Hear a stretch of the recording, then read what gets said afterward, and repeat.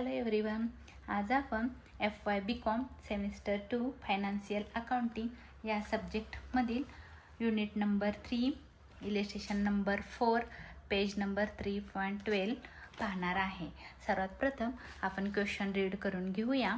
क्वेश्चनमध्ये दिलेली इन्फॉर्मेशन महत्त्वाची आहे, ती सर्वात प्रथम व्यवस्थित रीड करून घ्या।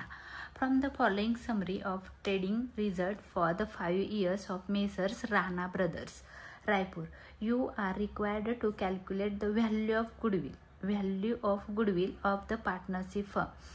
पार्टनरशिप फर्म मधली तुम्हाला काय कॅल्क्युलेट करायला सांगितलेलं आहे, तर गुडविल फाइंड करायची आहे। आणि हे जे ट्रेडरचं नाव आहे ते मेसर्स राणा ब्रदर्स रायपूर हे ट्रेडरचं ॲड्रेस दिलेला आहे आणि तुम्हाला व्हॅल्यू गुडविलची फाइंड करायला सांगितलेली आहे। It was decided to result the goodwill at 2 years purchase. हे नीट लक्षात ठेवा, 2 years परचेज म्हणजे परचेज इयर्स किती आहेत, तर 2 years आहेत। Of the average profit of the last 5 years। Average profit तुम्हाला 5 वर्षाचा खाली दिलेला आहे। तर इयर दिलेला आहे 2015, 16, 17, 18, 19। प्रॉफिट अँड लॉस दिलेला आहे, हा पहिल्या वर्षी प्रॉफिट झालाय, दुसऱ्या वर्षी पण प्रॉफिट झालाय, तिसऱ्या वर्षी लॉस झालेला आहे, चौथ्या वर्षी प्रॉफिट आणि 5व्या वर्षी प्रॉफिट झालेला आहे। तर आपल्याला काय करायचं आहे, आन्सर फाइंड करायचा आहे। तर याच्यामध्ये बघा, सर्वात प्रथम आपण काय करणार आहोत, आता क्वेश्चन रीड करून घेतला, ॲव्हरेज प्रॉफिट कॅल्क्युलेट करतो। तुम्हाला माहित आहे सर्वात पहिलं लिहायचं आहे calculation of average profit.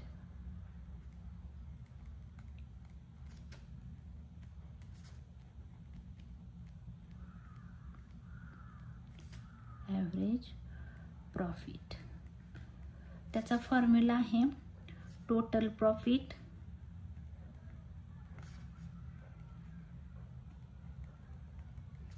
Minus total loss divide by number of years.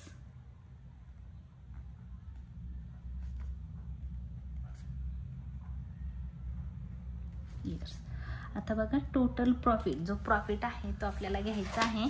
तर तुम्हाला इथं प्रॉफिट दिला आहे, इथं प्रॉफिट दिला आहे, इथं लॉस आहे, इथं प्रॉफिट आहे, इथं प्रॉफिट आहे। प्रॉफिटचा ॲड करायचा आहे आणि लॉस लेस करायचा आहे। तर तुम्ही प्रॉफिट पहिला दिलेला आहे बघून लिहायचा आहे आपल्याला क्वेश्चन मधला इथला 11,210। काळजीपूर्वक लिहा, कारण चुकण्याचे चान्सेस असतात लिहिताना। मग एक जरी नंबर चुकला तरी तुमची टोटल चुकणार आहे। 11,210 प्लस प्रॉफिट आहे हा, आणि दुसरा इयरला पण प्रॉफिट दिलंय 14,870 आणि तिसऱ्या वर्षी बघा इथं तुम्हाला लॉस दिलेला आहे, तर लॉस तुम्हाला लेस करायचा आहे म्हणून इथं लेसचं साइन येईल, लेस 8,350 आणि पुढच्या इयरला प्रॉफिट दिलेला आहे म्हणून मी हा ॲड करणार आहे आणि हा पण ॲड करणार आहे।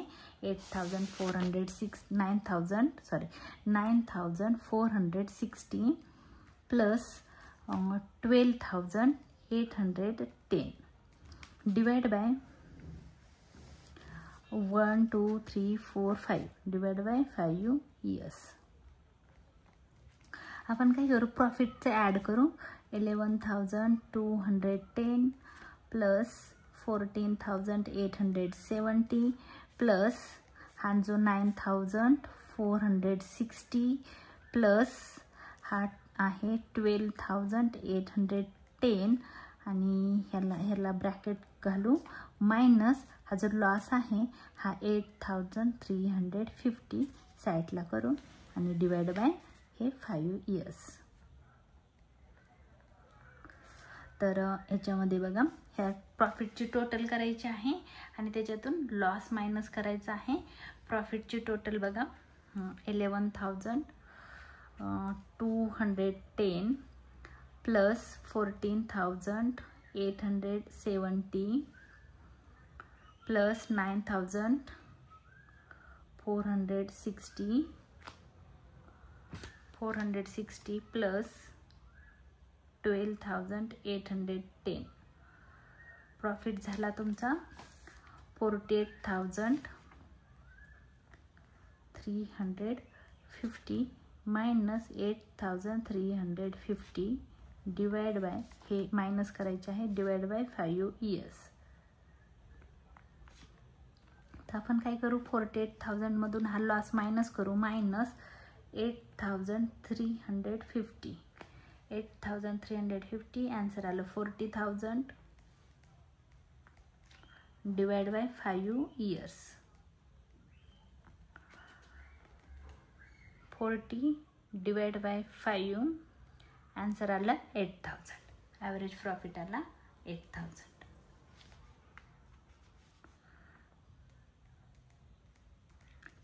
₹1,000 हा झाला ॲव्हरेज प्रॉफिट.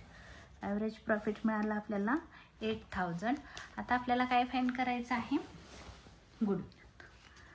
खाली लिहा calculation of goodwill.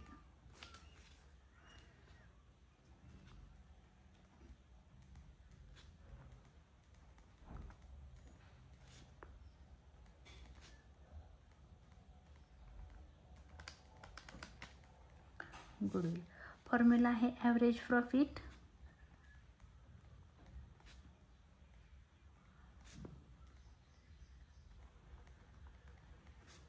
into number of purchase years.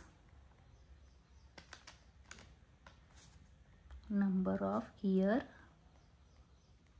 purchase.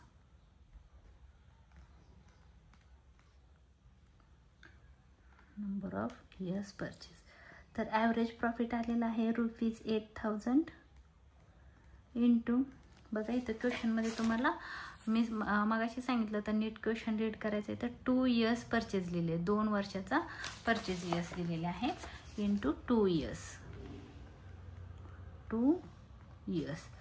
8 2 चा 16 आणि 1 2 3 म्हणजे व्हॅल्यू आली गुडविलची 16,000. Therefore goodwill is equal to